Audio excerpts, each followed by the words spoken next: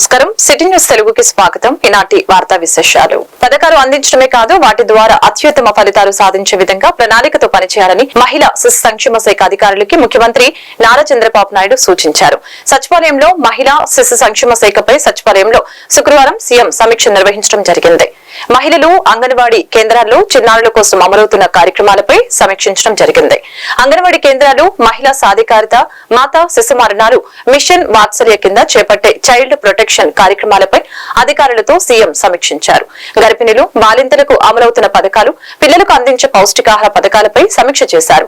2014లో ప్రవేశపెట్టిన బాలామృతం, అమృత హస్తం, గోరుముద్ద, గిరి గోరుముద్ద, బాల సంజీవని వంటి పథకాల స్థితిగతులను తెలుసుకున్నారు. ఈ కార్యక్రమంలో మంత్రి గుమ్మడి సంధ్యారాణి అధికారులు పాల్గొన్నారు. వైఎస్ఆర్ కాంగ్రెస్ పార్టీ సీనియర్ నేత మాజీ మంత్రి బొత్స సత్యనారాయణ ఎమ్మెల్సీ ఎన్నికల బరిలో దిగనున్నారు. ఉమ్మడి విశాఖ జిల్లా స్థానిక సంస్థల ఎమ్మెల్సీ వైసీపీ అభ్యర్థిగా బొత్స సత్యనారాయణను ఎంపిక చేశారు. పార్టీ అధ్యక్షులు వైఎస్ జగన్ ఉమ్మడి విశాఖ జిల్లా వైసీపీ నేతలతో సమావేశమైన జగన్ ఎమ్మెల్సీ అభ్యర్థి ఎంపికపై వారి అభిప్రాయాలని అడిగి తెలుసుకున్నారు. ఆ తర్వాత బొత్సను తమ అభ్యర్థిగా వైఎస్ జగన్ ప్రకటించడం జరిగింది.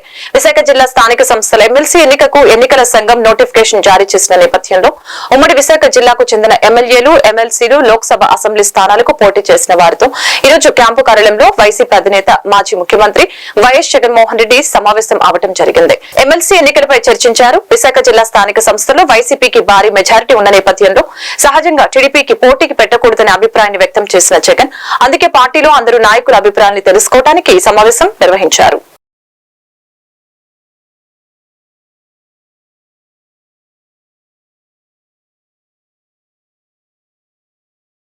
రాష్ట్ర రైతాంగానికి పగటిపూట 9 గంటల పాటు నాణ్యమైన విద్యుత్ అందించేందుకు చర్యలు తీసుకోవాలని ముఖ్యమంత్రి నారా చంద్రబాబు నాయుడు ఇంధన శాఖ అధికారుల్ని ఆదేశించడం జరిగింది. అందుకనుగుణంగా ఆయా ఫీడర్ల సామర్థ్యాన్ని మెరుగుపరచడంతో పాటు ప్రత్యేక ఫీడర్లను ఏర్పాటు చేయాలని సూచించారు. వెరగపూడి సచివాలయంలో సీఎం విద్యుత్ శాఖపై శుక్రవారం సమీక్షించడం జరిగింది. ఈ సమావేశంలో రాష్ట్ర ఇంధన శాఖ మంత్రి గొట్టిపాటి రవికుమార్, సీఎం కార్యదర్శి AB Rajamouli, AP Genco MD Chakradhar Babu, AP Transco JMD Keerthi, ఆర్థిక శాఖ అదనపు కార్యదర్శి జె నివాసు, కేపీఎంజీ ప్రతినిధి శ్రీనివాసు తదితరులు పాల్గొన్నారు. అవయవదానంపై ప్రజల అవగాహన పెరగాలని, జీవన్ దాన్తో మరొక వ్యక్తికి పునర్జన్మనివ్వొచ్చని రాష్ట్ర వైద్య ఆరోగ్య శాఖ మంత్రులు శ్రీ సత్యకుమార్ యాదవ్ అన్నారు. జీవన్ దాన్ ఆధ్వర్యంలో జాతీయ అవయవదాన వారోత్సవాలలో భాగంగా అవయవదానంపై అవగాహన సదస్సును విజయవాడలోని తుమ్మలపల్లి వారి క్షేత్రీయ కళాక్షేత్రంలో శుక్రవారం నిర్వహించడం జరిగింది. సదస్సుకు ముఖ్య అతిథిగా హాజరైన రాష్ట్ర వైద్య ఆరోగ్య శాఖ మంత్రులు శ్రీ సత్యకుమార్ యాదవ్ మాట్లాడారు. సమాజానికి మంచి చేయాలన్న ఆలోచన ప్రతి ఒక్కరిలో కలగాలని తెలియజేశారు. అవయవదానం చేసేందుకు ప్రతి ఒక్కరూ ముందుకు రావాలని పిలుపునివ్వడం జరిగింది. ముందుగా విజయవాడ పట్టణంలోని ఏలూరు లాకుల నుండి తుమ్మలపల్లి కళాక్షేత్రం వరకు వాలంటీర్లు, పట్టణంలోని వైద్య కళాశాల paramedical staff, nursing staff walkathon నిర్వహించడం జరిగింది. కార్యక్రమంలో జీవన్ దాన్ రాష్ట్ర chairman doctor DSVL Narasimham, Guntur Vijayawada GJHS సూపరింటెండెంట్లు doctor Y Kiran Kumar, doctor D Venkateswara, వైద్యులు, వైద్య సిబ్బంది, వాలంటీర్లు, నర్సింగ్, పారామెడికల్ సిబ్బంది, కళాశాల విద్యార్థులు పాల్గొన్నారు.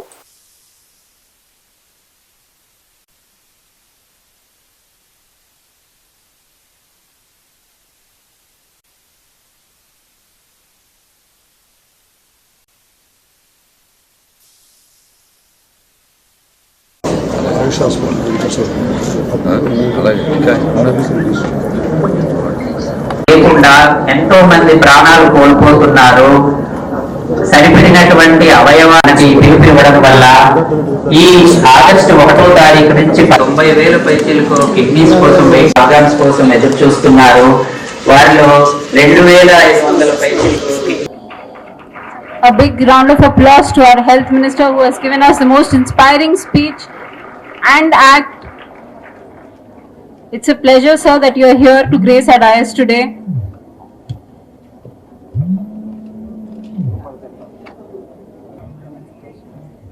Felicitation is happening. I request a round of applause from you all because this is a very brave decision. They have given a life-saving decision, which is very rare.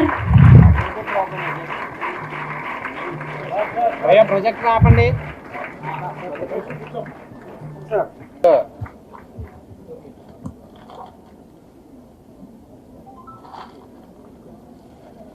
We thank you so much for your noble donation. You have saved quite a few lives with this,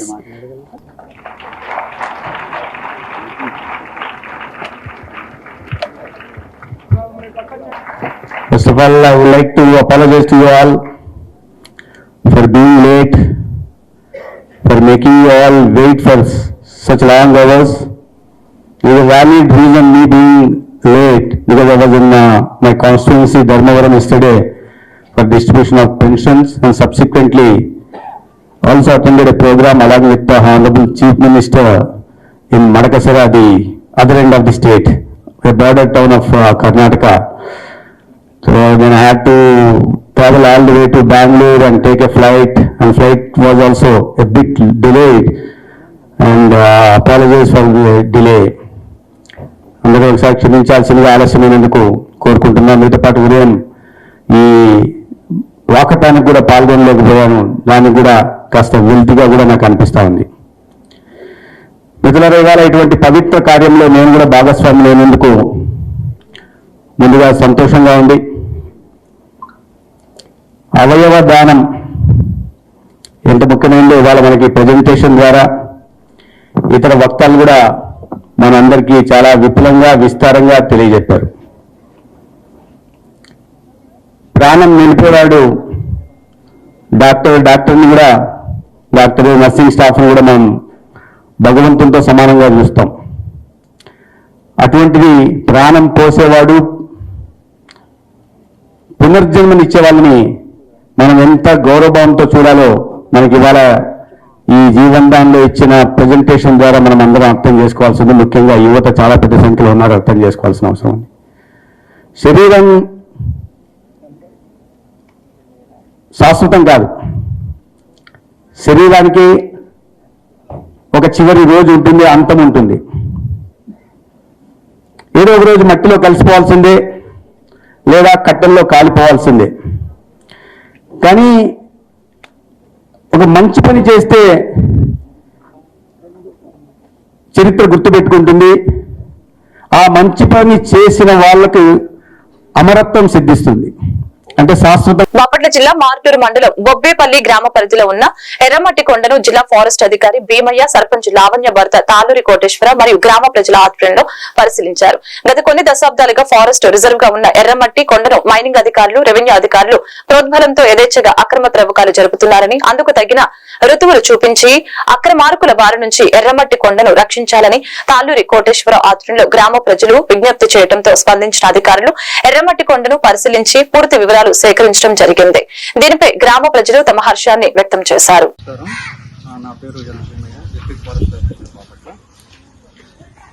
ఈరోజు నేను బొబ్బేపల్లి గ్రామం మార్టూరు మండలం దగ్గర ఉన్నటువంటి బొబ్బేపల్లి కొండ ప్రాంతము visit చేయడం జరిగింది. ఎందుకంటే ఈ ప్రాంతము కొండ ప్రాంతం అంతా రిజర్వ్ ఫారెస్ట్గా గతంలో మద్రాస్ ఫారెస్ట్ యాక్ట్లో యాక్ట్ ప్రకారం 1894 అది డిక్లేర్ చేయబడింది. కాబట్టి దీన్ని వెరిఫికేషన్ చేద్దామని చెప్పేసి వచ్చాను. చాలా కొండంతా తిరిగి చూశాను. ఇదంతా తిరిగి చూడడానికి గ్రామస్తులు అయినటువంటి మన బొబ్బేపల్లి సర్పంచ్ గారు కోఆపరేట్ చేశారు, గ్రామస్తులందరూ కూడా కోఆపరేట్ చేశారు. వాళ్ళ సహకారంతో మొత్తం కొండంతా చుట్టూ తిరగడం జరిగింది. ఇక్కడ ఏం జరిగిందంటే, అంతకుముందు మాకు ఇది రిజర్వ్ ఫారెస్ట్గా చేసావు నాకు తెలియదు కాబట్టి వాళ్ళు మైనింగ్ వాళ్ళు పర్మిషన్ ఇవ్వడం వల్ల చుట్టూ కొండంత తవ్వడం జరిగింది. దీన్ని గ్రామస్తులైనటువంటి సర్పంచ్ గారి సహకారంతో ప్రొటెస్ట్ చేయడం, దాన్ని తవ్వకుండా ఆపడానికి చాలా ప్రయత్నం చేశారు. ప్రయత్నం చేసిన ఫలితాలు కూడా దక్కినాయి. ఈ సందర్భంగా మాకు ఇది ట్రేస్ అవుట్ అవ్వడం ఇంకా మంచి పరిణామం అని మేము భావిస్తున్నాం.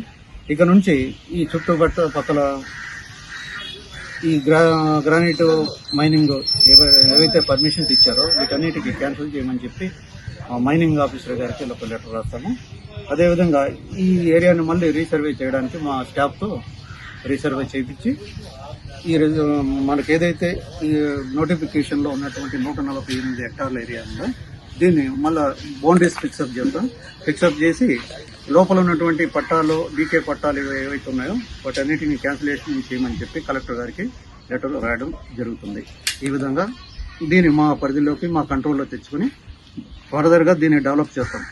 ప్లాంటింగ్ చేసి గ్రీనరీ డెవలప్ చేయడానికి మేము ముందుకు పోతామని చెప్పి తెలియజేస్తాం.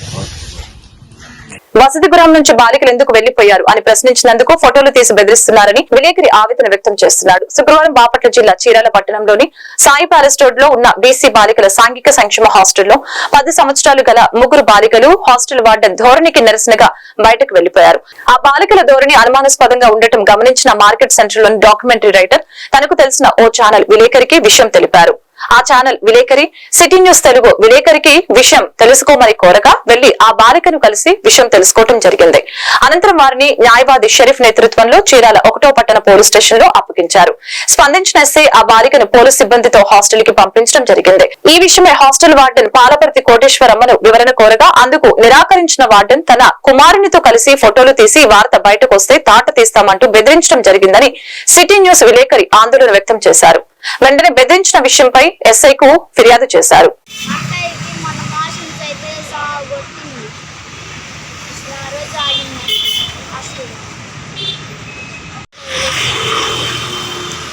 చెప్పండి. ఎవరు కొడుతుంది? పేరు చెప్పండి. పేరు తెలియకుండా వాటిని ఎట్లా అయిందని? ఏ వార్డు ఎక్కడ హాస్టల్ మీది? పేరేం పేరు? హాస్టల్ పేరు బీసీ హాస్టల్. ఏం చదువుతున్నారు మీరు? నువ్వు మీ పేర్లు?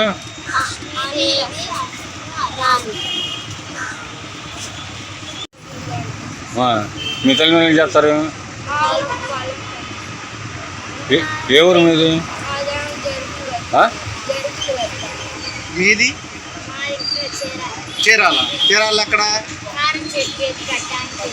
కారం చెట్టు గేట్ మీదమ్మాయి పత్తిపాడు. ఏం కులం మీరు? చెట్టు వెళ్ళాలని వచ్చారు మరి బయటికి. మీ కమ్యూనిటీ, మీ కులం? క్యాస్ట్ చెప్పు.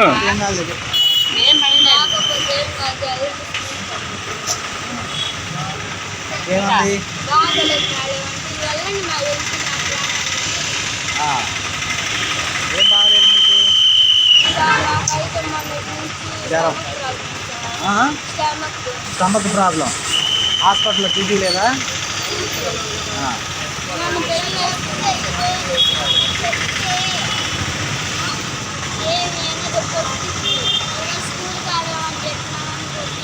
కొడుతుంది వార్డెనేనా? కొడుతుంది మమ్మల్ని. ఏం పేరు మా వార్డెన్ పేరు?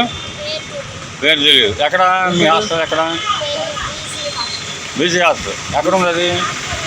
సాయి ప్యాలెస్ రోడ్లోనా? ఏం చదువుతున్నారు మీరు? 6th 7th. మీ పేర్లు?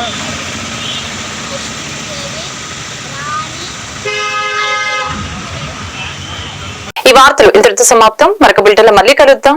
నమస్కారం.